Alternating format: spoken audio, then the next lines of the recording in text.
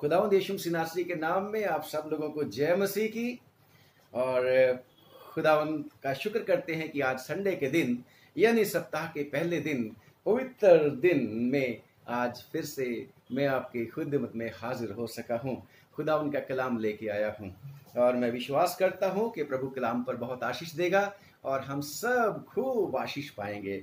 Praise the Lord. आज की church of north India की लेक्शनरी के मुताबिक 3 रीडिंग्स हैं। पहली रीडिंग है योना नबी की किताब से। आप अपनी बाइबल जरूर उठा लीजिए अगर पॉसिबल है।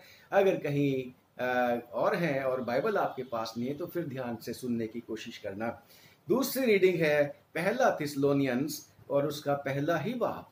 और तीसरी रीडिंग प्रभु यीशु मसीह के सुसमाचारों के बीच में से है मत्ती की अंजील और उसका 13वां अध्याय उसकी 1 आयत से 9वीं आयत तक और 18 से 23वीं आयत तक। और आज का जो थीम है चर्च ऑफ नॉर्थ इंडिया की लेक्शनरी के मुताबिक वो है fruitfulness of gospel depends on how it is received. यानी कि परमेश्वर का वचन की जो फलदायी होना है वो इस बात के ऊपर निर्भर करता है कि ये वचन किस तरीके से रिसीव किया जा रहा है, किस तरीके से ग्रहण किया जाता है लोगों के द्वारा। और मैं इसमें ये भी जोड़ता हूँ कि ये वचन किस तरीके से पेश किया जाता है, क्योंकि जब तक अच्छे से पेश नहीं किया जाता वचन, परमेश्वर के वचन को प्योर परमेश्वर के वचन करके ना पेश किया जाए तब तक फलदायी नहीं होगा। आइए हम परमेश्वर के चरणों में झुकें और दुआ मांग लें। खुदावन आपका धन्यवाद, बड़ी ही आपने मेहरबानी करी, आज फिर से हमें जीवन दे दिया और दया करके हमारी सब जरूरतों को पूरा किया। वचन के ऊपर जो तूने सेवकाई दी है इसको जब करने जाता हूँ सुनने वाले भी खूब आशीष पाएं और मैं भी तेरे पवित्र आत्मा की दया से, पवित्र आत्मा की मदद से जो वायदा किया हुआ मददगार है, अच्छे से बोल सकूं, लोगों के मनों में तेरे वचन को अधिकाई के साथ बसा सकूं। पिताजी आपके नाम को महिमा मिले। यीशु हो तेरी महिमा हो, पवित्र आत्मा आपकी महिमा हो। यीशु मसीह के नाम में शुरू करते हैं, आमीन। जब हम पढ़ते हैं परमेश्वर के वचन में मत्ती की अंजील में, मैं आपके सामने पढ़ देता हूँ एक रीडिंग, बाकी दोनों आप रीडिंग पढ़ना योना की अंजील में से और फर्स्ट थिस्सलुनीयन फर्स्ट चैप्टर में। तो लिखा है बीज के बोने वाले का दृष्टांत वाला है वाक्य दृष्टांत। उसी दिन यीशु घर से निकलकर झील के किनारे जा बैठा और उसके पास ऐसी बड़ी भीड़ इकट्ठी हुई कि वह नाव पर चढ़ गया और सारी भीड़ किनारे पर खड़ी रही। और उसने उनसे दृष्टांतों में बहुत सी बातें कहीं कि देखो एक बोने वाला बीज बोने निकला। बोते समय कुछ बीज मार्ग के किनारे गिरे और पक्षियों ने आकर उन्हें चुग लिया। कुछ पथरीली भूमि पर गिरे जहां उन्हें बहुत मिट्टी ना मिली और गहरी मिट्टी ना मिलने के कारण वो जल्द उग आए और जड़ ना पकड़ने से सूख गए। कुछ झाड़ियों में गिरे और झाड़ियों ने बढ़कर उन्हें दबा डाला। पर कुछ अच्छी भूमि पर गिरे और फल लाए, कोई 100 गुना, कोई 60 गुना और कोई 30 गुना। जिसके कान हो वो सुन ले। 18 वर्ष से सो तुम बोने वाले का दृष्टांत सुनो। जो कोई राज्य का वचन सुनकर नहीं समझता, उसके मन में जो कुछ बोया गया था उसे वो दुष्ट आकर छीन ले जाता है। ये वही है जो मार्ग के किनारे पर बोया गया था।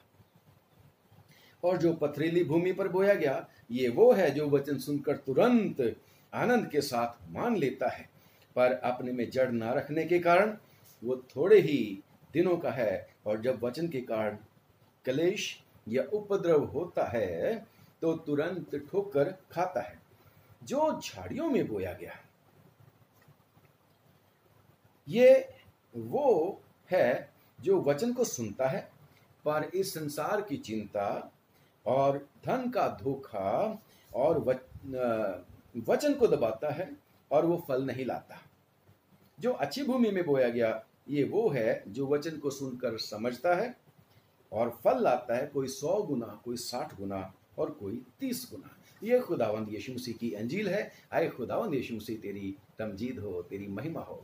प्यारो, पहले भी हमने कितनी ही बार मैंने इस वचन को सुना और पढ़ा भी है, परंतु आज फिर से इस रीडिंग के मुताबिक हम देखते हैं कि प्रभु यीशु मसीह अपने सुनने वालों को कहाँ से प्रचार कर रहे हैं? समुद्र के बीच में से, झील के बीच में से। यीशु मसीह झील के बीच में बैठे थे किश्ती में, और भीड़ जो थी आसपास में खड़ी थी। और लिखा है परमेश्वर के वचन में, यीशु मसीह ने बहुत बातें करी। पहले जब बातें करता था, इससे जो प्रोसीडिंग चैप्टर है, चैप्टर 12 में, बड़ी ऑपोजिशन थी यीशु मसीह की, क्योंकि मंदिर में जब प्रचार कर रहे थे, यानी कि प्रार्थना सभा में जहां प्रचार कर रहे थे, वहां पर जो प्रार्थना सभा के, प्रार्थना घर के जो सभासद थे, बड़ी ऑपोजिशन करते थे। तरह तरह के बहाने, तरह तरह के अपने सुजेशन देते थे, और खुदावन यीशु मसीह के पीछे चलने से लोगों को रोकते थे। और खास तौर से उस सभागृह में, यानी कि यहूदियों के सभागृह में सब लोग नहीं पहुंच सकते थे। अन्य जाति लोगों को वहां पर एक्सेस बाहर ही ग्राउंड में थी, अंदर नहीं जा पाते थे। परंतु खुदा का शुक्र करते हैं, यीशु मसीह अनोखा ही है। यीशु मसीह जब पैदा हुए तो यीशु मसीह एक चरनी में पैदा हुए। राजाओं का राजा, प्रभु का प्रभु, सारी सृष्टि का सृष्टिकर्ता कहाँ पैदा होता है? चरनी के बीच में जाके, so that the shepherd also may reach him. जबकि राजा के भवन में तो परमिशन लेनी पड़ी थी, किनको? उन राजाओं को भी जो पूर्व से आए थे, ज्योतिषियों को, बुद्धिमान लोगों को परमिशन लेनी पड़ी। परंतु चरनी में, गौशाला में किसी को परमिशन नहीं थी। Praise God, God is so kind. Come all, for a door is open for everyone. दरवाजा सबके लिए यीशु मसीह ने खोल दिया, उद्धार का। आओ और उद्धार पा जाओ, शांति पा जाओ, विश्राम पा लो। और यहाँ पर भी खुदावंद यीशु मसीह झील के किनारे, जहां सब कोई आ सकता था, सब कोई आ सकता था, ऊंच नीच, गोरा काला, छोटा बड़ा, कोई भेद नहीं, सबको एक्सेस है। And everyone could hear Jesus Christ speaking about the kingdom of God. परमेश्वर के वचन के बारे में, परमेश्वर की राज्य के बारे में, जब प्रभु यीशु मसीह स्वर्ग के राज्य के बारे में, यानी कि स्वर्ग में जाने के रास्ता दिखाने के बारे में यीशु मसीह जो कुछ भी बोल रहे थे, सब कोई उसको सुन सकता था। और खुदा का शुक्र करते हैं, लिखा है कि यीशु मसीह ने और भी बहुत सारी बातें कही। मैं और आप भी जब प्रचारक को सुनते हैं, या प्रचारक जब प्रचार करता है तो बहुत सारी बातें करता है। कुछ बातें अपनी ओर से करता है, कुछ ज्ञान की लुभाने वाली बातें करता है, ताकि ऑडियंस को, ऑडिटरी को, उसको किसी ना किसी तरीके से कंट्रोल करके रखे। परंतु यीशु मसीह को आवश्यकता नहीं थी। यीशु मसीह की चाहे जो बातें इसमें नहीं भी लिखी गई तो भी वैल्यूएबल बातें थी। वो यीशु मसीह की बातें तो भी सच्ची बातें थी। सबके विश्रांति के लिए, आराम की बातें यीशु मसीह करते थे, और उसके मुंह से कभी बुरी बात नहीं निकलती थी। और जो भी बातें उसके मुंह से निकलती थी, अच्छी बातें निकलती थी, लोगों के फायदे की बात निकलती थी, परमेश्वर पिता की महिमा की बातें निकलती थी। मुझे और आपको भी सीखना चाहिए, खास तौर से प्रचारकों को, कि जब हम प्रचार करते हैं तो हमारे पास फालतू की बात करने का मौका नहीं होना चाहिए। तो यीशु मसीह ने और भी बातें करी, परंतु अब खास एक बात की तरफ प्रभु यीशु मसीह बढ़ रहे हैं। बीज बोने का दृष्टांत, बोने वाले का दृष्टांत यीशु मसीह ने दिया कि भाई एक बीज बोने वाला बीज बोने के लिए निकला था। वहां पर सब तरह के लोग थे। वो देश किसानों का देश था, जैसे हमारा भारतवर्ष है, किसानों का देश है। अब तो धीरे धीरे ट्रांसफॉर्मेशन आई जा रही है, चेंज होता जा रहा है, परंतु यीशु मसीह ने वहां के लोगों की समझ के मुताबिक ही बातें की हैं, दृष्टांत करे हैं। दृष्टांत का मतलब यह है किसी न किसी उदाहरण के द्वारा ऐसा वचन प्रचार कर दिया जाए जो सबको मान्य हो, जो सबको ग्रहण योग्य हो, और जिसमें कुछ ना कुछ मीनिंग हो और जल्दी से समझ में आ जाए। यस, एक गुड टीचर, क्योंकि यीशु मसीह गुड टीचर थे, आज भी है, और गुड टीचर की विशेषता यही है कि अपने बच्चों के मन में वो अपने पाठ को जो उसको बताना चाहता है मनों में बसा देता है, और बच्चे सारी उम्र भी कभी कभी भूलते नहीं है। खुदा का शुक्र करते हैं। तो यहाँ पर बीज बोने वाले का दृष्टांत यीशु मसीह ने दिया कि भाई एक किसान था, बीज बोने के लिए निकला। बीज जब बोने के लिए गया तो जब छट्टा दिया उसने, मैं एक किसान का परिवार से भी संबंध रखता हूं, तो मेरे को पता है जब बीज का छट्टा दिया जाता है तो बीज कहीं कहीं गिर जाता है छट्टा जब देते हैं। बेशक आजकल तो लाइनों के बीच में मशीनें आ गई हैं, वैसे बोते हैं, परंतु पहले ऐसा ही था। परंतु आज भी सब लोग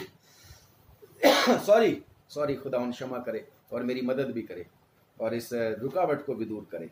And thank you very much that you are bearing with me, and I know some of you are praying for me. Praise the Lord. God bless you, my dear. तो कुछ बीज जो है मार्ग के किनारे पे जाके गिर गया, जहाँ से लोग चलते हैं, और लिखा है कि वो बीज जो था जल्दी लिखा पक्षियों ने आकर उसको चुग लिया। कुछ पथरीली भूमि पर गिर गया, लिखा है जड़ ना मिलने से, वो बहुत ही मिट्टी ना मिलने से, गहरी मिट्टी ना मिलने से जल्दी उगाया, सूरज निकला फिर सूख गया। तीसरा तरह के बीज झाड़ियों में गिरा और झाड़ियों ने बढ़कर दबा लिया, कोई फल नहीं उसके पके। और चौथी किस्म का बहुत अच्छी जमीन के बीच में गिरा और लिखा है 100 गुना 60 गुना 30 गुना फल लेके आया। 4 किस्म की जमीन की बात प्रभु यीशु से यहाँ पर करते हैं और फिर आगे चेलों को भी एक्सप्लेन भी करते हैं कि भाई ये 4 किस्म की जमीन कैसी कैसी है। और ये जब हम परमेश्वर के वचन में पढ़ते हैं तो खुदावन यीशु से बिना रेस्ट किए परमेश्वर का वचन सुनाते रहते थे। सुबह भी सुनाते थे, दोपहर को भी सुना देते थे, शाम को भी सुना देते थे, कभी कभी रात में भी लोगों से जब लोग बात करते थे, बात करते रहते थे, खुदावन का शुक्र करते हैं। ऐसे पौलुस भी रात को भी प्रचार करता रहता था। हालेलुया, क्योंकि खुदा के लोगों को जिनको परमेश्वर चुन लेता है और अगर उनको काबिलियत मिल जाती है, मौका मिल जाता है, तो वो बीज बोने से रुकते नहीं। जैसे एक्लेसियास्टिस है ना, सब उपदेशक की किताब उसका 11वां बाब उसकी 6वीं आयत में लिखा है कि भाई हाथ मत रोक, सुबह भी बीज बो, शाम को भी बीज बो, तेरे को नहीं पता कौन सा वाला उगेगा। दोनों के दोनों उग जाएंगे कि सुबह वाला उगेगा कि शाम वाला उगेगा। मौके ढूंढने की आवश्यकता नहीं, बीज बोते चले जाओ। हाँ, अब आगे बात करेंगे बीज बोना भी कैसे है। खुदावन का शुक्र करते हैं। और खुदावन यीशु मसीह जब समझाने लगे, बेशक चेलों ने पूछा तू उनसे लोगों से क्यों दृष्टांतों में बातें करते, सीधा क्लियर क्यों नहीं बोल देते। तो यीशु मसीह ने उनको बोला था क्योंकि तुम मेरे साथ रहते हो, तुम्हारी समझ खोल दी गई है, तुम्हें स्वर्ग के राज्य की बातें समझ आनी शुरू हो गई हैं, परंतु इनको नहीं। तो आगे फिर खुदावंद यीशु मसीह जब बोलते हैं 18 में जब एक्सप्लेन करते हैं इस तमसील को, बोने वाले का दृष्टांत लिखा है, जो कोई राज्य का वचन सुनकर नहीं समझता, उसके मन में जो कुछ बोया गया वो दुष्ट उसे आकर छीन ले जाता है। ये वही है जो मार्ग के किनारे बोया गया। अब बोने वाला कौन है? बोने वाला कौन है? बीज कौन है? जब आप पढ़ते हैं परमेश्वर के वचन में कि लूका की अंजील उसका 8वां अध्याय और उसकी 11वीं आयत में लिखा है, बीज तो परमेश्वर का वचन है। बीज जैसे मैं आज बीज बो रहा हूं, परमेश्वर का वचन सुना रहा हूं, ये बीज परमेश्वर ने मुझे दिया है और मैं आप तक लेके आ रहा हूं और इसको बोना है मैंने। और लिखा है यहाँ पर बाइबल में, जब हमने रेफरेंस पढ़ा है तो वहां पर बोने वाला कौन है? यीशु मसीह है बीज बोने वाला, मनुष्य का पुत्र बीज बोने वाला है। और आज कौन बोता है? यीशु मसीह बेशक जीवित है, यीशु मसीह जीवित है, मर के जी उठे हैं, आज भी काम कर रहे हैं और उसके बिना मैं और आप कुछ भी नहीं। यीशु मसीह ने अगर कह रखा है कि मुझसे अलग होकर तुम कुछ नहीं कर सकते, तो सचमुच में कुछ नहीं कर सकते। विश्वासी लोग यीशु मसीह के नाम में सब कुछ कर लेते हैं, क्योंकि पौलुस भी कहता है जो मुझे सामर्थ्य देता है मैं उसमें सब कुछ कर सकता हूँ। Praise the lord, hallelujah. And this is our faith that in Jesus Christ name everything is possible for us. Hallelujah, because he is our strength and he is alive and he said that I will not leave you, I will not abandon you in any manner, and he is with us। वो हमारे साथ है हमेशा के लिए। Praise the Lord. तो हम देखते हैं कि बीज बोने वाला खुदावंद यीशु मसीह है। और पौलुस कहता है कि भाई बीज, जिसको आप 37वीं आयत में पढ़ोगे इसी चैप्टर में, मनुष्य का पुत्र बीज बोने वाला है। पौलुस रसूल जब पढ़ते हैं परमेश्वर के वचन में 1 कुरिन्थियों और उसका 2 अध्याय और उसकी 9वीं आयत में, तो वो क्या कहता है? हम परमेश्वर के सहकर्मी हैं। प्रचारक जो हैं खुदावंद यीशु मसीह के सहकर्मी हैं। खुदावंद यीशु मसीह ने क्या बोला था? दुआ करो, प्रार्थना करो खेत के स्वामी से, पिता से, कि और मजदूर भेजे। तो प्रचारक क्या है? मजदूर हैं, खुदावंद यीशु मसीह के साथ काम करने वाले। और उन्होंने बीज क्या बोना है? परमेश्वर के वचन को बोना है। ज्ञान की लुभाने वाली बातें नहीं, फिलॉसफी नहीं बोनी है, कुछ और बातें नहीं बोलते जाना, खुदावंद का वचन ही बोना है। क्योंकि हम किंगडम ऑफ गॉड की बात करते हैं।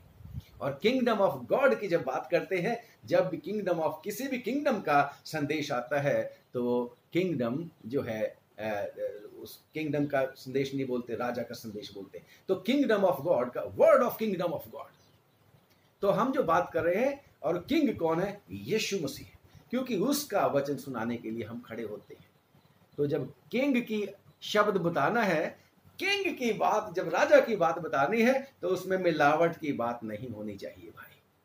जैसा परमेश्वर के वचन में लिखा है, कुलुसियों की चिट्ठी और उसका 1 बाब और उसकी 25वीं आयत कहता है, पौलुस कहता है कि खुदावन जिसका मैं परमेश्वर हूं, जिसका मैं परमेश्वर के उस राज्य के प्रबंध के अनुसार सेवक हूं। कम ऑन, लेबरर है, वो भी मिनिस्टर है, सेवक बना, जो तुम्हारे लिए मुझे सौंपा गया, ताकि मैं परमेश्वर के वचन को पूरा पूरा प्रचार करूं। तो बीज जो है पूरा पूरा प्रचार करना है, मिलावट नहीं करनी। जैसे परमेश्वर का बंदा पौलुस रसूल भी कहता है, 1 कुरिन्थियों और उसका 2 अध्याय में ये कहता है कि भाई मेरे वचन और मेरे प्रचार में ज्ञान की लुभाने वाली बातें नहीं, परंतु आत्मा और सामर्थ का प्रमाण है। हालेलुया। तो इस तरीके से एक प्रचार को, खुदावंद यीशु मसीह के वचन को ईमानदारी से प्रचार करने के लिए खुदा से बुद्धि मांगना है, समझ मांगना है, और डर और भय के साथ, बड़ी ईमानदारी के साथ परमेश्वर के वचन को प्रचार करना है। और लिखा है आगे, खेत क्या है, फिर बोना कहाँ है, बीज कहाँ बोना है? लिखा है वर्ष 18 में, 13 की 38 में, 38 में क्या है? खेत संसार है। और इस खेत, संसार रूपी खेत में भी स्पेशल जगह है, उसमें स्पेशल जगह है। और वो संसार में क्या है? पशु पक्षी भी है, समुद्र के जलचर भी है। उनमें नहीं बीज बोया जाता, उनमें नहीं बीज बोया जाता। इस संसार में जो कुछ भी देखी अनदेखी चीजें हैं, उनमें बीज नहीं बोया जाता, परंतु बीज किन में बोया जाता है? इंसान के मन में। तो वही है खेत, वही है खेत। जैसे परमेश्वर का बंदा पौलुस कहता है 1 कुरिन्थियों 2 में कि तुम खुदा की खेती हो। हालेलुया। हमारा मन, यानी कि मनुष्य का मन जो है, मनुष्य की आत्मा, सोल ऑफ द मैन, है ना? तो उसी के वही अच्छी जगह है।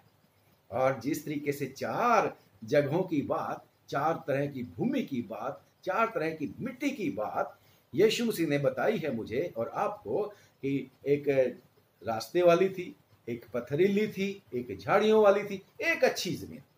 तो उसी तरीके से हम जो मनुष्य लोग हैं, हमारा दिल भी फर्क तरह का है, फर्क तरह का। सब कहते हैं खून तो लाल ही है, यस खून लाल ही है, परंतु हर एक के मन में क्या कुछ पैदा होता है, बेशक बुरा होता है।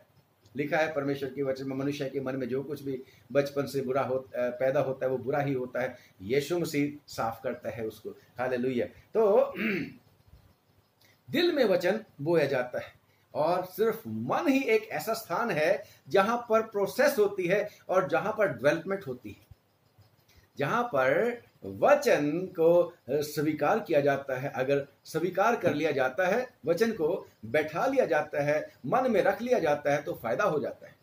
अगर मन में ना बिठाया जाए तो फायदा नहीं होता। बेशक भाग्य अदन से ही मनुष्य का मन ऐसा हो चुका है, करप्ट हो चुका है। इसमें जंगली दाने तो पहले ही हैं, इसमें जंगली झाड़ झंखाड़ पत्थर, सारी की सारी चीजें जो अनवांटेड है, वो पहले से ही शैतान ने बो रखी। इसीलिए तो खुदावंद यीशु मसीह आया कि भाई लोगों के शुद्ध मन को शुद्ध कर दे और उस मन में पिता का प्रेम भर दे, लोगों के मन में से अनवांटेड चीजें निकाल दे और उसमें परमेश्वर के वचन के द्वारा परमेश्वर की आत्मा को बिठा दे, परमेश्वर का प्रेम भर दे। यस, यीशु के पास आते हैं तभी तो अनवांटेड चीजें निकल जाती हैं और वो प्रेम और शांति और तसल्ली और अनंत जीवन की बातें मेरे और आपके जीवन में आ जाती हैं। जैसे परमेश्वर के वचन में लिखा है कि भला मनुष्य मन के भले और उत्तम, ये अच्छी जमीन के बारे में बात कर रहा हूं, लिखा है कि पर अच्छी भूमि में के वे हैं जो वचन सुनकर भले और उत्तम मन में संभाले रहते हैं और धीरज से फल लाते हैं। भले मन में तो जो बुरा मन है उसको यीशु मसीह चेंज कर देते हैं, ट्रांसफॉर्म कर देते हैं। उस भले मन के अंदर परमेश्वर का वचन जाता है। उत्तम वचन, उत्तम मन प्रभु यीशु मसीह बना देता है उसको। पथरीली झाड़ झंगाड़ निकाल के मेरे दिल दे बगीचे विच आ जा यीशु प्यारे तू, तो यीशु प्यारा जब आ जाता है तो दिल के बगीचे को साफ करके उसको सुंदर साफ जगह बना देता है। और उसमें जो आदमी होता है अय्यूब की तरह, जैसे अय्यूब की किताब में भी लिखा है, अय्यूब कहता है मैंने तेरे वचन को अपनी खुराक से कहीं ज्यादा काम का समझ के अपने मन में स्टोर कर लिया है। और अगर स्टोर कर लिया था तो चाहे कितने ही आंधियां तूफान उसके जीवन में आए, मुसीबतें आई, नुकसान हो गए, फिर भी कहता है मैं खुदावन को छोड़ूंगा नहीं, खुदावन को मैं कभी भी शराप नहीं दूंगा, बल्कि मैं उसको धन्य ही कहता रहूंगा। और अल्टीमेटली हुआ क्या, 100% फ्रूट उसके जीवन को ले आया, डबल आशीष खुदावन ने उसको पहले से ज्यादा दे दी। वो वही है उत्तम मन और वही है भला मन, वही है खुदावन का वो मन जो खुदावन देता है, देना चाहता है हर किसी मनुष्य को, ताकि वो आखिर तक यीशु मसीह में साबित कदम रहे। खुदा का धन्यवाद करते हैं और खुदा का शुक्र करते हैं कि हमारा परमेश्वर जीवित परमेश्वर है। तो खुदावन एक्सप्लेन कर रहे हैं कि ये जो राजा के वचन को सुनते हैं, आजकल भी यीशु मसीह ने बताया भाई चार किस्म की जमीन के बारे में बताया। 25% मार्ग के किनारे, 25% झाड़ियों वाले, 25% पथरीली, 25% अच्छी भूमि वाले, 100 गुना फल लाने वाले। यानी कि सुनते तो सारे ही हैं, फल थोड़े लोग लेके आते हैं। और आजकल तो जब प्रचार किया जाता है, सुनने वाले मैं सोच रहा हूं बहुत हैं, परंतु फल लाने वाले थोड़े ही हैं। डिपेंड करता है कैसे रिसीव किया जाता है, जैसे हमारा थीम है, और ये भी डिपेंड करता है परमेश्वर का वचन बोया कैसे जाता है। खुदा का शुक्र करते हैं। तो खुदावन का वचन मुझे और आपको ये कहता है 8:11 में, लूका के इंजील 8:11 में 12 में, मार्ग के किनारे के वो हैं जिन्होंने परमेश्वर का वचन सुना। चर्च बेशक आजकल बंद है, परंतु अक्सर क्या होता है जब खुले भी होते हैं, सारे लोग चर्च में जाते हैं, अपने अपने स्थान पर बैठते हैं, परमेश्वर का वचन सुनते जरूर हैं, परंतु लिखा है परमेश्वर के वचन में कि उन्होंने वचन तो सुना परंतु शैतान आ जाता है, उनके मन में शैतान आ जाता है। लिखा है तब शैतान आकर उनके मन में से वचन उठाकर ले जाता है। वचन को वहां पर जड़ नहीं पकड़ने देता। पक्षियों के रूप में, या शैतान जो है पक्षियों के रूप में आता है। पक्षी नहीं कि कहीं उम्मीद करते रहो कोई पक्षी आएगा और मेरे मन में जाएगा, ऐसा नहीं। शैतान है वो, उसको परमिशन की आवश्यकता नहीं होती, वो जबरदस्ती घुस जाता है, यानी कि शैतानी आत्मा। तो लिखा है शैतान आकर उनके मन में से वचन उठा ले जाता है कि कहीं ऐसा ना हो कि वो विश्वास करके उद्धार पा जाए। शैतान की तो हमेशा यही इच्छा है, मैं अकेला नहीं नरक में जाऊंगा, सबको लेके डूबूंगा, सबको लेके जाऊंगा। और इसीलिए शैतान ने, परमेश्वर ने जो दुनिया बसाई थी आदम और हवा की, उसमें आके गड़बड़ी कर दी। आज भी करता है, आज भी गड़बड़ी करता है। वचन को लोगों के मन में बैठने नहीं देता, डिस्ट्रैक्शन बहुत करता है, वचन को छीन के लेके चला जाता है।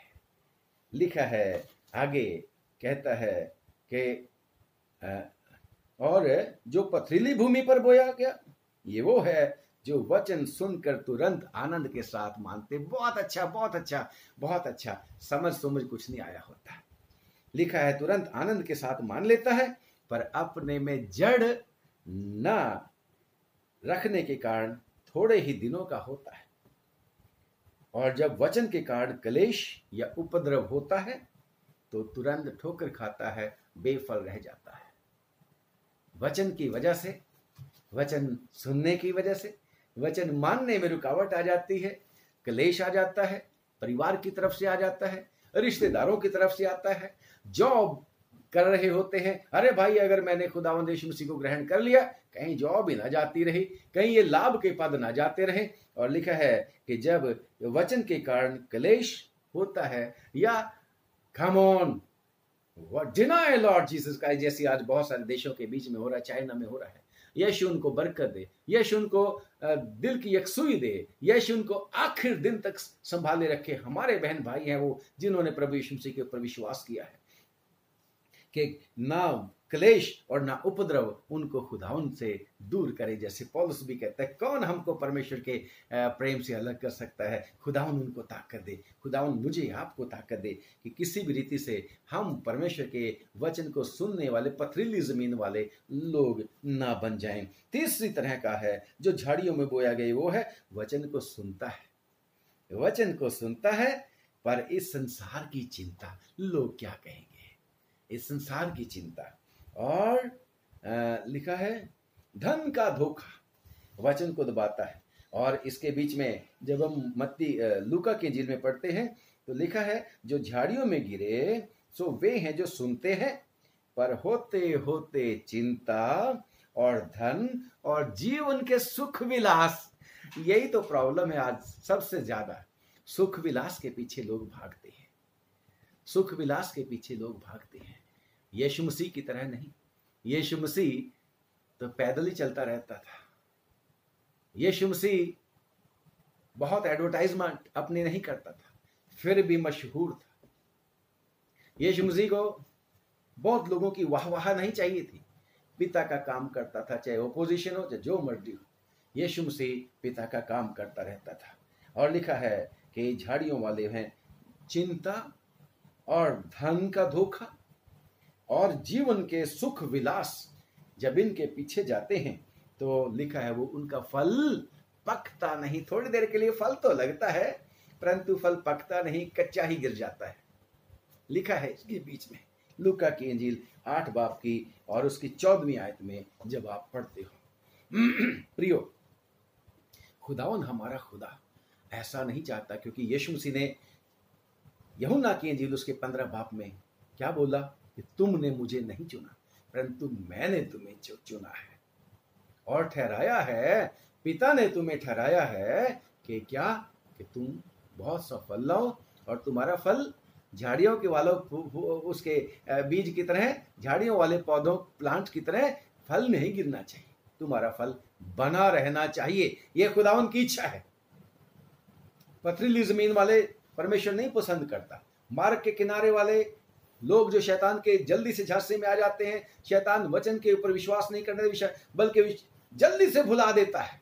हम जल्दी से परमेश्वर का वचन सुन के भूल जाते हैं और उसके ऊपर कभी चलते नहीं। परमेश्वर ऐसे लोगों को पसंद नहीं करता, परंतु परमेश्वर तो चौथी किस्म के लोगों को पसंद करता है, जो थोड़े हैं। लिखा है बुलाए हुए तो बहुत है भाई, चुने हुए थोड़े हैं। तो खुदावन ने मुझ पर और आप पर अनुग्रह किया है, मुझे और आपको खुदावन ने चुना है कि हम यीशु मसीह के ऊपर विश्वास करने के द्वारा बहुत सारा फल लेके आए। और ये कब होगा? जब हम परमेश्वर के वचन को अधिकाई के साथ अपने मनों में बिठा लेंगे।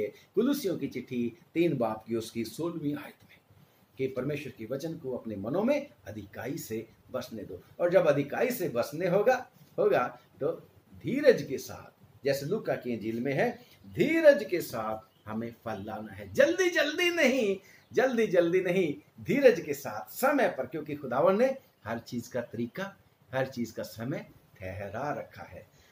पर अच्छी भूमि में के वो हैं जो वचन सुनकर भले और उत्तम मन में संभाले रहते हैं और धीरज से सब्र करके, चाहे कुछ भी हो जाए, चाहे आंधी आए, चाहे तूफान आए, चाहे टेस्ट आए, चाहे जो मर्जी आए, अगर खुदावन में बने रहेंगे। यीशु मसीह ने भी क्या बोला, तुम मुझ में बने रहो, मेरी बातें तुम में बनी रहे तो बहुत सा फल लेके आओगे, बहुत सा फल लेके आओगे। यस, गारंटी है, यीशु मसीह में अगर बने रहेंगे तो हमारे जीवन बेफल नहीं होंगे, बल्कि खुदावन की इच्छा हमारे जीवन में पूरी हो जाएगी।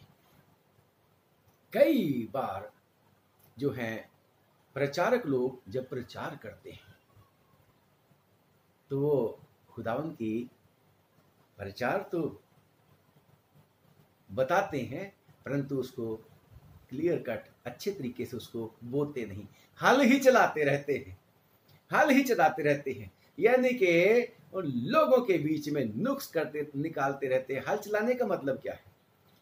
परमेश्वर की जो खेती है इसमें ढेले फोड़ते रहते हैं। हल जब चलाता है मनुष्य तो पृथ्वी को क्या करता है, चीरता रहता है हल के साथ। आजकल तो ट्रैक्टर आ गए हैं, हैरोइंग करते हैं, फर्क फर्क तरीके हैं। तो किसान जो है हल चलाता है, परंतु लिमिटेड समय के लिए हल चलाते रहते हैं, हल चलाते रहते हैं, हल चला के छोड़ देते हैं, बीज होते ही नहीं। हल चलाते रहते हैं, बीज डालते ही नहीं, बीज थोड़ा सा डालते हैं, और फिर क्या होता है, जो जंगली दाने ऑलरेडी होते हैं, झाड़ियां और झंखाड़, यानी कि मनुष्य के बीच में, मन के बीच में जो कुछ पहले ही से भरा होता है वो और ज्यादा फर्टाइल होता रहता है, और तने मोटे मोटे होते रहते हैं, और जो बीज थोड़ा बहुत अगर बोया भी जाता है तो फिर क्या होता है, वो फलदायी नहीं होता। यही वजह है बहुत सारा फल नहीं लेके आ रहे। बल्कि परमेश्वर के वचन में जब हम परमेश्वर के वचन पढ़ते हैं, यशायाह की किताब और उसका 28वां बाब और उसकी 23वीं आयत से पढ़ता हूं, कान लगाकर मेरी सुनो और ध्यान धर के मेरा वचन सुनो। ध्यान धर के परमेश्वर कहता है मेरा वचन सुनो। और लिखा है, क्या हल जोतने वाला बोने के लिए लगातार जोतता रहता है, लगातार जुताई ही करता रहता है, हल ही चलाता रहता है क्या? जैसे बहुत सारे प्रचारक करते हैं, हल चलाते रहते हैं, है ना। तो लिखा है, बोने वाला क्या लगातार जोतता रहता है, क्या वो सदा धरती को चीरता रहता है? यानी कि लोगों के मनों के ऊपर अटैक कर करके कमियां बता बता के अपनी दिखती नहीं, दूसरों को बताते रहते हैं। क्या वो सदा धरती को चीरता और हेंगाता रहता है, ढेले फोड़ता रहता है सदा के लिए? लिखा है, क्या वह उसको चौरस करके सौंफ को नहीं छितराता, जीरे को नहीं बिखेरता, और गेहूं को पांति पांति करके? हर काम को करने का तरीका परमेश्वर बताता है, पांति पांति करके, और जौ को उसके निज स्थान पर और कठिए गेहूं को खेत की छोर पर नहीं बोता, क्योंकि उसका परमेश्वर उसको ठीक ठीक काम करना सिखलाता और बतलाता है। Praise the Lord. मुझे और आपको भी जब खेत में काम करने के लिए भेजा गया, परमेश्वर ने मुझे और आपको चुना, तो मुझे और आपको परमेश्वर से सीखना है। Come on father, master, tell me what to do, how to do it today. And he said, मैं सिखाऊंगा तुझे, मैं बताऊंगा, मुझसे सीखो। यिर्मयाह की किताब में लिखा है, मुझसे मांग, प्रार्थना कर, मैं तुझे बड़ी बड़ी और गहरी बातें जिन्हें तू नहीं समझता मैं तेरे को बता दूंगा, जैसे चेलों को प्रभु यीशु मसीह गहरी भेद बताते थे। तो लिखा है कि जब वो हल चलाता है, हल चलाने के बाद फिर बीज भी बोना होता है। भाई, चेलों ने हल चलाया, प्रेरितों के काम उसका 2 बाब हल चलाया, 2 बाब की 37-38वीं आयत में हल चलाया। और जब हल चलाया, लोगों के सुनने वालों के हृदय छिद गए, और जब हृदय छिद गए तो फिर उन्होंने पूछा अब क्या करें हम? तो क्या बोला पतरस ने? जल्दी से बीज डाल दिया जो प्रभु यीशु मसीह ने मुझे और आपको बोने के लिए बोला है। जाओ स्वर्ग के राज्य का प्रचार करो, लोगों को कहो मन फिराओ, क्योंकि स्वर्ग के बादशाह निकट आ पहुंची। जल्दी से बीज गिरा दिया, मन फिराओ, खुदावंद यीशु मसीह के ऊपर विश्वास करो। एक ही दिन में 3000 लोग यीशु मसीह के ऊपर विश्वास लेके आ गए। Praise the Lord, praise the Lord. तो हमेशा हल नहीं चलाते रहना, समय पर बीज भी बो देना है। और फिर उसके बाद इंतजारी करनी है, रक्षा करनी। एक जो है काम करने वाला किसान जो है, उसका काम जल्दी से खत्म नहीं हो जाता। बीज बो के अपने घर पे चला गया, उसकी रक्षा किसने करनी? गुड़ाई किसने करनी? निराई किसने करनी? सिंचाई किसने करनी? Come on, that is the responsibility of the people those who are leading the congregations. तो खुदावन हर एक प्रचारक को जो आज प्रचार कर रहे हैं, इस बात की भी समझ दे, ताकि हम सब लोग मिलकर परमेश्वर के राज्य के लिए अच्छे तरीके से कार्य कर सकें। और लिखा है परमेश्वर के वचन में, जब पहली रीडिंग की बात करी योना नबी की किताब, योना नबी को खुदावन ने क्या बोला? कम ऑन योना, नीनवे नगर की बुराई मेरे पास पहुंच गई है, तू जा पढ़ दे इसको। करेक्टली क्या लिखा है? लिखा है योना नबी की किताब और उसका एक अध्याय, क्योंकि उसकी बुराई मेरी दृष्टि में बढ़ गई है। जा उनको बता दे, उनकी बुराई बहुत बढ़ गई है। मैं और आप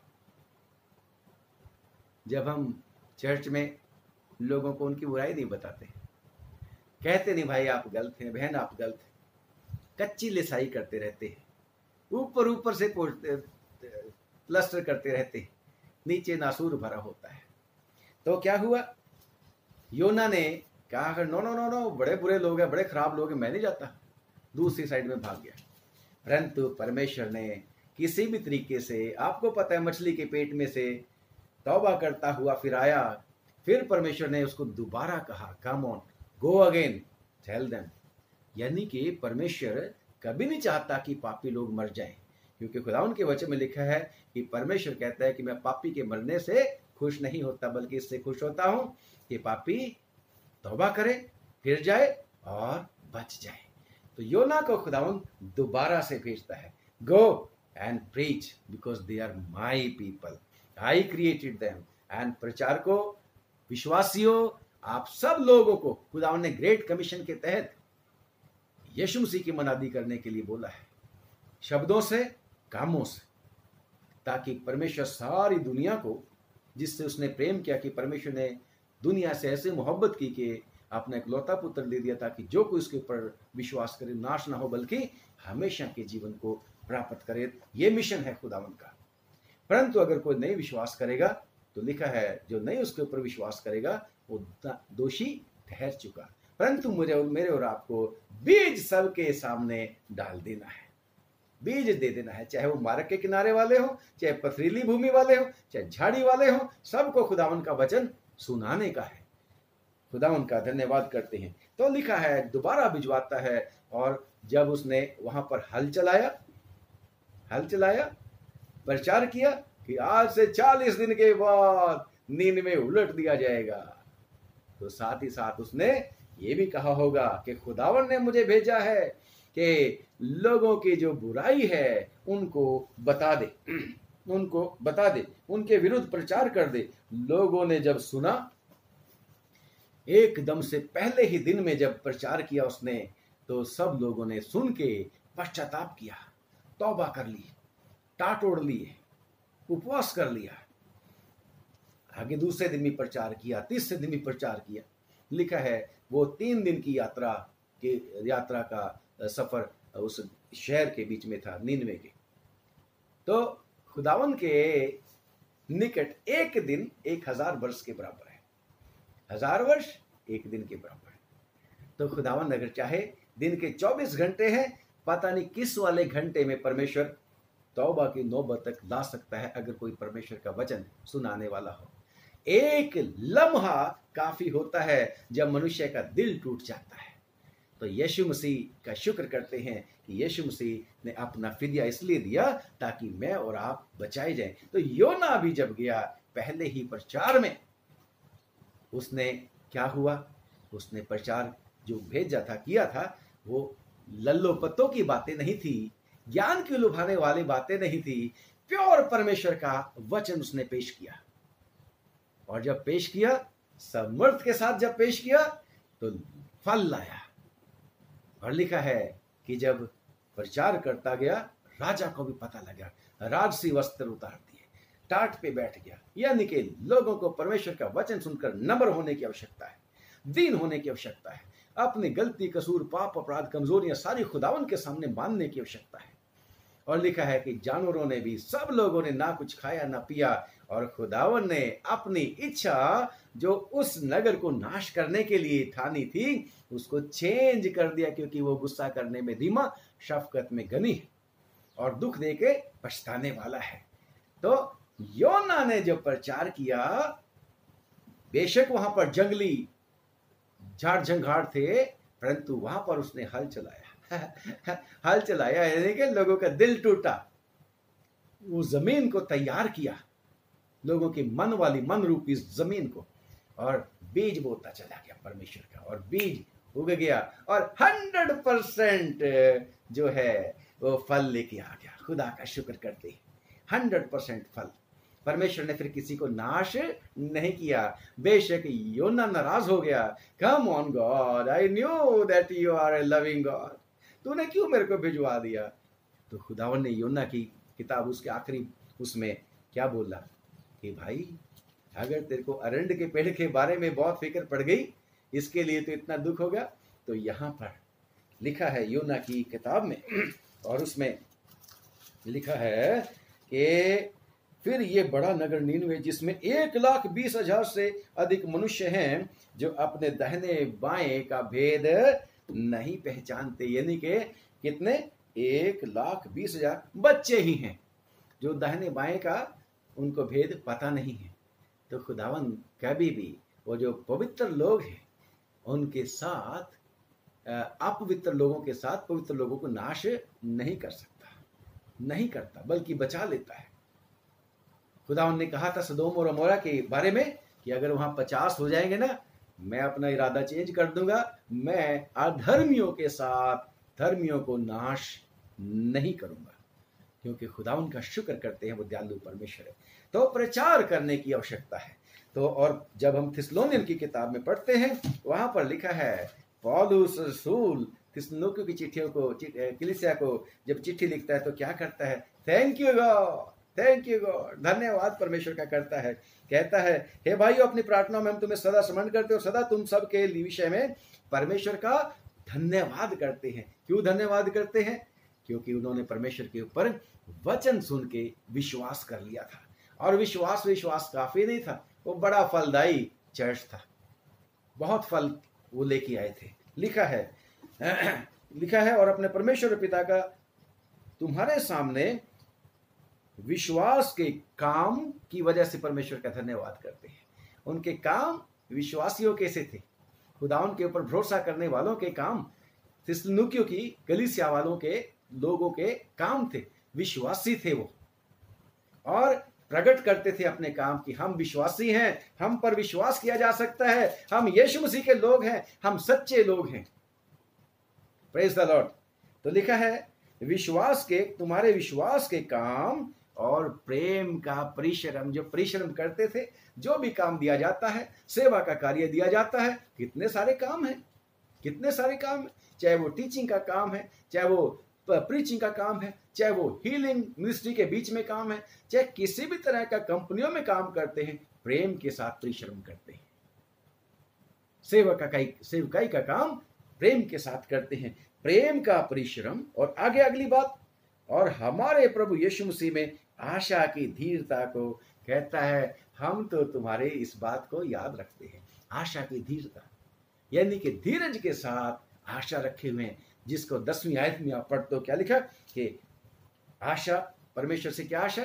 यीशु मसीह मृतकों में से जी उठे हैं, फिर से आएंगे।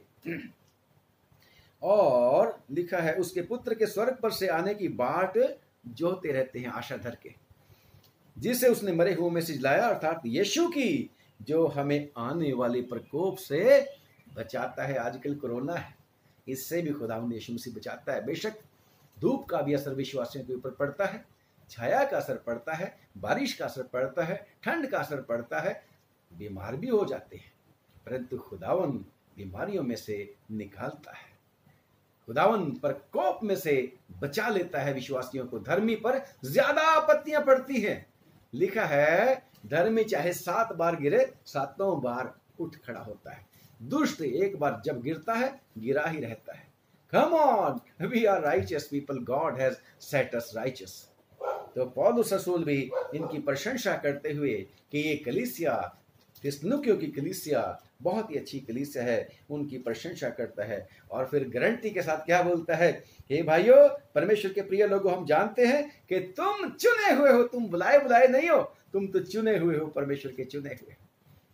हालेलुया। आप और मैं भी परमेश्वर के चुने हुए हैं।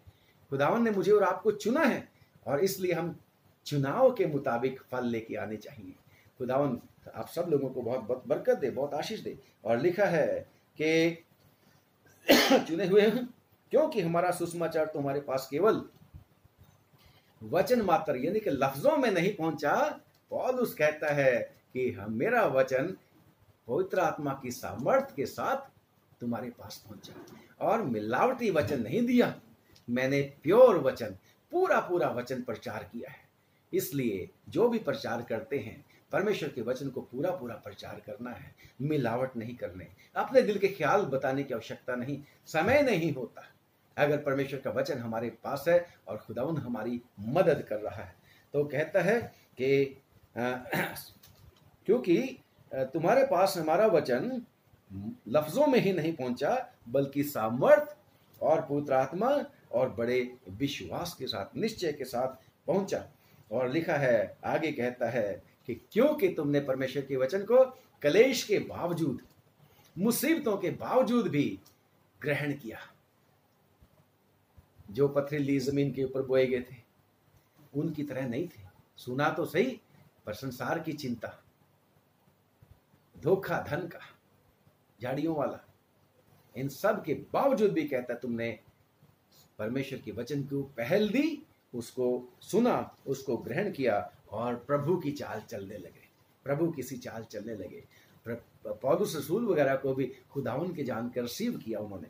और लिखा है कि तुम अखाया और मकदूनिया की कलीसिया के लिए नमूना बन गए। Come on, this is what God has chosen you and me for. We have to be role models, Christians, we have to be role models. भाइयों, विश्वासियों, आदर्श बनना है। खुदावन हमारी मदद करे, अपने आप में नहीं बन सकते। बहुत ही कमियां और कमजोरियां हमारे अंदर है, बहुत ही कमियां कमजोरियां हमारे अंदर है। कोई परफेक्ट नहीं है। अगर कोई भी प्रचारक ये कह दे कि मैं बहुत परफेक्ट हूं, झूठा है वो। बाइबल के बीच में लिखा है, कोई धर्मी नहीं, एक भी नहीं। यीशु मसीह के बिना कुछ नहीं है। यीशु मसीह धर्मी बनाते हैं अनुग्रह के द्वारा। यीशु मसीह हमें परफेक्शन की तरफ धीरे धीरे करके, अंश अंश करके बढ़ा रहे हैं। पौलुस रसूल बूढ़ा हो गया था, कैद में भी था, फिर भी कहता है बस मैं भागा जा रहा हूं। ये मतलब नहीं कि मैं पा चुका हूं, भागा जा रहा हूं, कोशिश कर रहा हूं कि मैं उस मिशन तक या उस स्टैंडर्ड तक पहुंच सकूं, उस पद तक पहुंच सकूं। तो मैं और आप कहां हैं? खुदावन हमारी मदद करे। तो कहता है, भाई तुम्हारी तो गवाही ऐसी फैल गई है ना। 8वीं आयत में, पहला थिस्सलुनीकियों 1:8वीं आयत में पहुंच गया हूं मैं। लिखा है, तुम्हारे विश्वास की जो परमेश्वर पर है, हर जगह ऐसी चर्चा फैल गई, हमें कुछ भी कहने की आवश्यकता नहीं। लोगों को पता लग गया, पौलुस वगैरह ने प्रचार किया था और थिस्सलुनीकियों ने विश्वास कर लिया। और अब क्या है कि खुदावन के ये बंदे, थिस्सलुनीकियों के कलीसिया के लोग दूसरी जगहों पर जा जाके प्रचार कर। This is the fruitfulness, this is the fruitfulness. Paul ने कैसे प्रचार किया? 2 बातें हमने करी थी कि fruitfulness of gospel depends on how it is received, but I add it in it that how the word is sown. वचन बोया भी कैसे जाता है। पौलुस हर तरीके से नमूना बन के लोगों के बीच में वचन बोता था और वचन फलदायी हुआ। मैं और आप भी इसी तरीके से वचन बोएं, खुदावन की अगुवाई में, खुदावन की आत्मा में, नरमी के साथ, नम्रता के साथ, ताकि खुदावन इस वचन को जो बोया जाता है, बीज जो बोया जाता है, उसके ऊपर बहुत आशीष दे। जैसे पौलुस रसूल कहता है कि भाई अपोलोस क्या है, अपोलोस क्या है, पौलुस क्या है। हम कहता कुछ भी नहीं, ये तो खुदावंद ही है जो वचन को बढ़ाता है, वचन को फलदायी करता है। पहला कुरिन्थियों और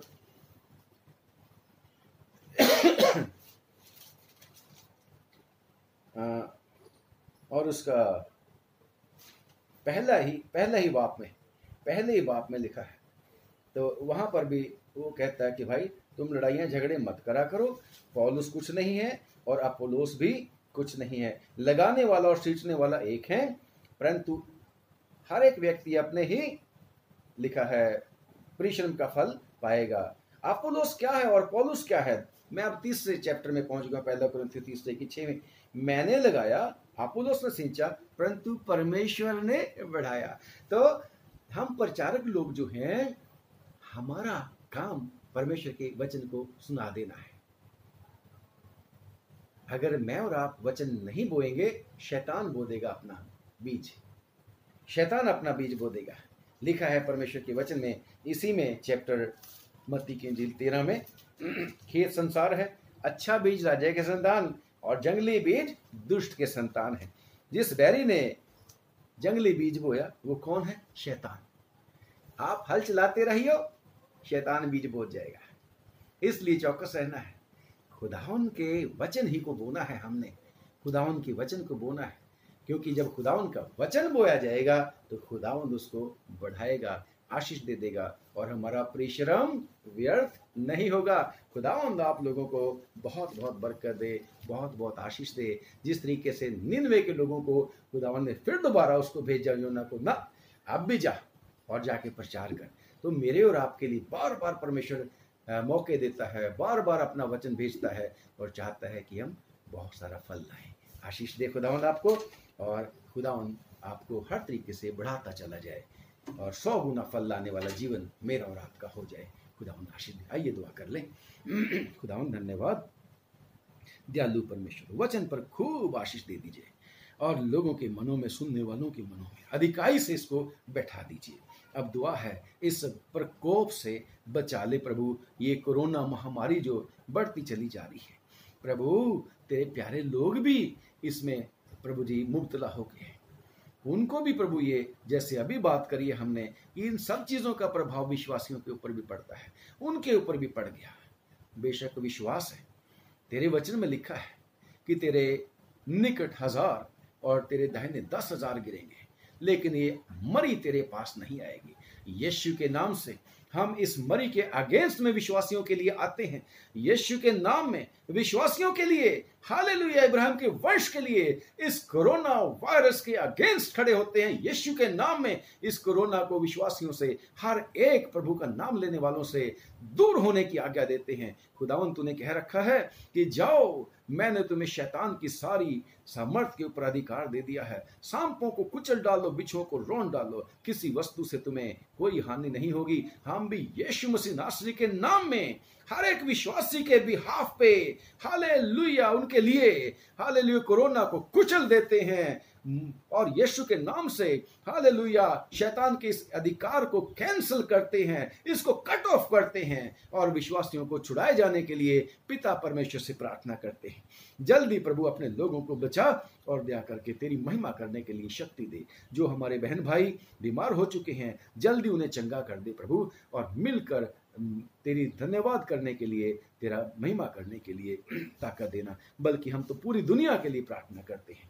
यीशु, हमारे देश में भी बहुत सारे लोग बीमार होते चले जा रहे हैं, दया कर छुटकारा दे। बाकी देशों में भी रहम कर प्रभु, पूरी दुनिया पर रहम कर। जल्द इस महामारी का अंत कर दे, क्योंकि तेरे पास सब कुछ है। तू बुद्धि का दाता है, तू रहमतों का बानी है, तरस खाने वाला है। बचा ले, बचा ले। तमाम दुखियों, बेघरों, मुसाफिरों, कैदियों, तंगियों, लाचारों के लिए प्रार्थना करते हैं। सब पर रहम कर दे। जहाँ जिस जगह पर मैं खड़ा हूं प्रभु, इस जगह को भी आशीषित कर दे। यीशु के नाम से हमारी छोटी प्रार्थना को सुन ले और कबूल कर ले। आमीन। खुदावंद आप सब लोगों को बहुत बहुत बरकत दे, आशीष दे। खुदावंद मौका देगा तो फिर से दोबारा एक दूसरे से इस सोशल मीडिया के जरिए मिलेंगे। अगर कभी मौका देगा तो आमने सामने भी बात करेंगे, परमेश्वर के वचन को सुनेंगे, सुनाएंगे। God bless you. मौका खुद जब आपको मिले, दुआ करते हैं मुझे भी, पादरी अविनाश को और मेरे परिवार को, हमारी कलीसिया को, जहाँ पर मैं काम करता हूँ प्रभु का, और जिस स्कूल में मैं काम करता हूँ। खूब आशीष दे परमेश्वर। दुआ करना हमारे लिए। खुदावंद आपको आशीष दे। अगर अच्छा लगे तो शेयर भी कर लेना वीडियो को। God bless. खुदावंद आशीष दे।